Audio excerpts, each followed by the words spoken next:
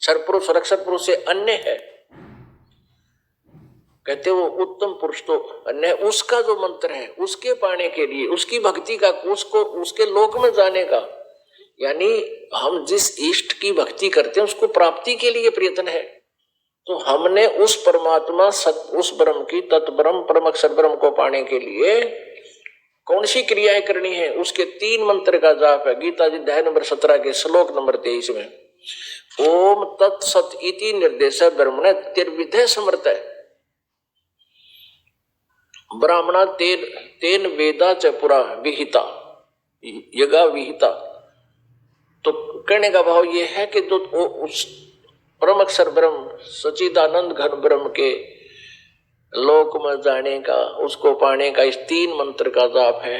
ओम तत्सत, ओम त ब्रह्म का, और तत् ये सांकेतिक है, ये अक्षर पुरुष यानी परब्रह्म का, और सत ये भी सांकेतिक है, दास बताओगा, और ये है परम अक्षर ब्रह्म का।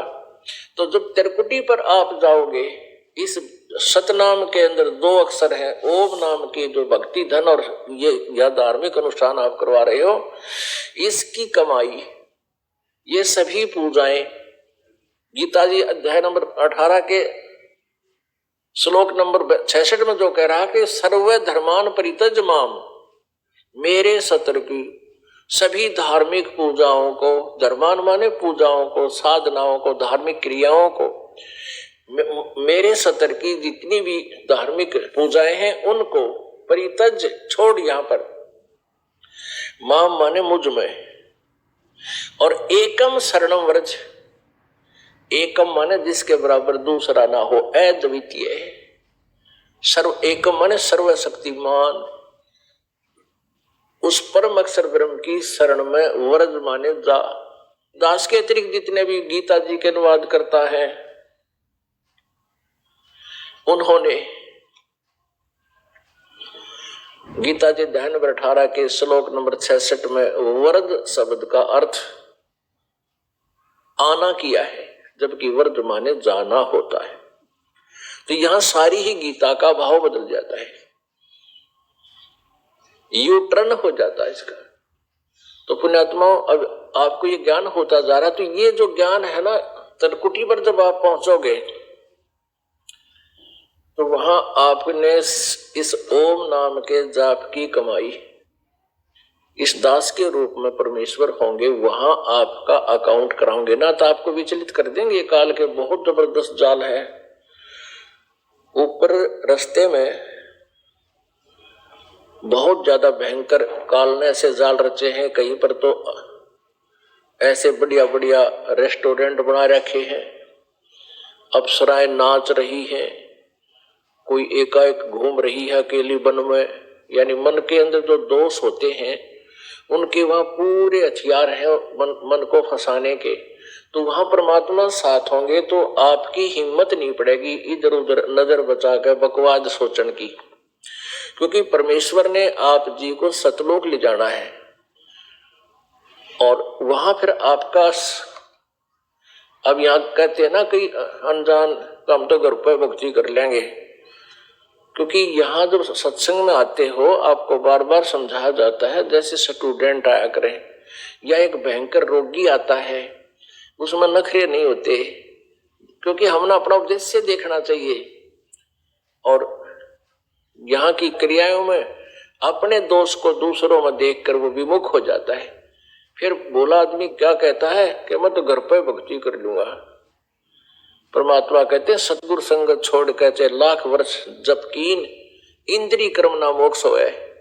फिर काल का ही आपको उदाहरण दिया, जो परमात्मा सह शरीर मगर से जाने लगे, रास्ते में यह खुद दुर्गा आगी एक सुंदर औरत बनकर, और परमेश्वर से कहने लगी तू मेरे साथ भोग विलास कर, तू बहुत पूर्ण पुरुष है, तू बहुत अच्छा तगड़ा है, सुंदर है। तो परमात्मा कहने लगे तेरे जाल से मैं खूब परिचित हूं, तू अपना जाती रहे यहाँ से। जब हार कर झक मार कर और गाली देती हुई चली गई। तो पुण्यात्मा ऐसे ही जब अकेला प्राणी जो भक्ति कर ली ना 4-5 साल 3 वर्ष इस दास के बताए अनुसार मर्यादा में रहकर, फिर वो मर्यादा तोड़ जाता है, गुरुद्रोही नहीं होता है। गुरुद्रोही का तो नाश होगा सीधा ही। वो तो सीधा नरक में जाएगा। तो वो व्यक्ति फिर ऐसे फंसेगा रास्ते में, फिर उसको काल पता नहीं कहाँ ले जाएगा, हाँ, देवता बना देगा और फिर गधा बना देगा, उसकी पूंजी समाप्त करवा के। तो कहते हैं इन बातें क्या पाइए कर सतगुरु नजर निहाल, सतगुरु की नजर में कहते हैं परमात्मा कहते हैं ऐसा भाव रखो सत्संग में जब आवे, हम एक साधु की तरह होना चाहिए, विनम्रता होनी चाहिए हमारे अंदर, क्योंकि यहाँ सभी भक्त नहीं होते। भक्त का मतलब ये नहीं है कि उन्हें नाम ना ले रखा होता, नाम ले लेने मात्र से भक्त नहीं बनता। नाम देने के बाद उनको यहाँ रिहर्सल करा के इस भट्ठी में कहता के और मोगरे चोट मार मार के, जैसे सत्संग के वचनों की चोट मार के उनको भक्त साधु बनाया जाता है।